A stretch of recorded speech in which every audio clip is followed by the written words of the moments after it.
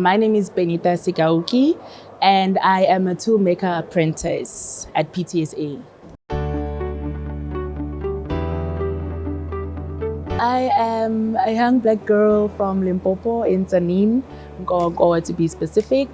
And yeah, growing up, okay, this is the interesting bit. Growing up, I always used to be a tomboy. I was my daddy's little girl. So I used to want to take things apart and put them together. And back home, we don't have industries like we do here. We don't have tooling industries like we do here. So growing up, I just thought that I would be maybe an accountant or a doctor, you know, those traditional roles, or a teacher. But then I decided to, you know what, let me find something that I can do with my hands, because I like working with my hands. I did not know what tool making was at all. So I started off being a boilermaker. So that was what I was training for. And then when I was applying for my apprenticeship, I couldn't get any placement. So on Telegram, I came across PtSA and I was like, okay, let me apply for it and see what it's all about. I came for an interview and now I'm here. I'm a toolmaker apprentice.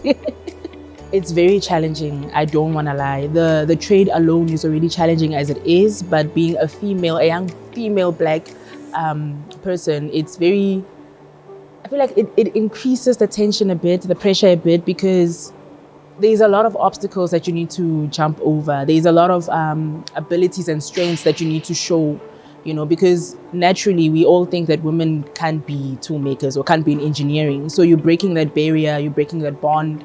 And it is challenging, but then we do have proper support to help us through those times. So it becomes a lot much more easier, but it is quite a bit challenging.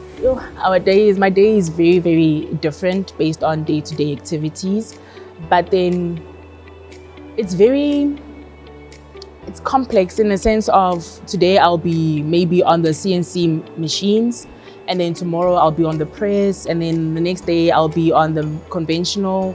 So there's a lot of different elements to being a tool maker. You're not just only one thing. You are a machinist, you build a tool, you build a die, you build a mold. So there's a lot of different elements towards being a tool maker. You need to be very, very persistent. You need to be very, how can I say this? You need to have a different outlook when you become a tool maker. You need to have a different perspective. It's not just about putting one and one together. It's about building a very complex puzzle.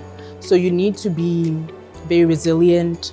You need to work extremely well under pressure, because it is a very pressurized industry. And you need to be able to, take things as they come. So which is, what is it called? Being flexible. You need to be flexible as a tool maker. So yeah, resilience, flexibility, and willing to take on new challenges, then you are fine. Like I mentioned earlier, every day is a new day. So you don't know what today is going to bring. So today, for instance, if I could give a practical example about what happened yesterday when I was machining and putting my tool together, I realized that I made a mistake. Now, I can't just leave it and continue. I have to fix it. You then need to find ways to fix it, ways to go about it, because now you need to start thinking outside of the box, as in what will work in the long run. Is it durable? Is it sustainable? Is it time consuming? So it's just, you need to be able to be on your feet every day, think on your feet and come up with solutions like that and move with it, because that's what tooling is about. PtSA has changed my life in the aspect of thinking outside of the box. The ability to be flexible and to move with the times, being present in the moment, having a different focus, it's helped me shift my focus and remain focused on one thing, build on it and see it through.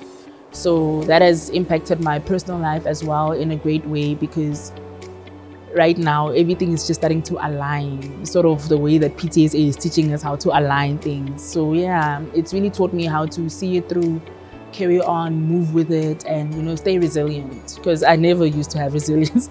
I used to just give up, but now I see things through and I follow through. So yeah, it's really helped me realign and find my purpose again. I would say don't focus on your traditional roles. Being a teacher, being a lawyer, being a doctor, being a medical professional, whatever it is that you want to call it, is not the end of the world. Like, there's more beyond your traditional careers.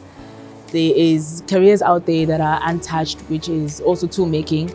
And I would advise you to take it on, do it, because if you have a passion for growing the economy, if you have a passion for building things and building puzzles and figuring out how things work, tool making is the way to go. I think I want to be in the space of designing your everyday basic needs, basic necessities. So not necessarily in the automotive industry, not in the plastic production industry, but in an industry where you come with a problem and I need to figure out how to combat that.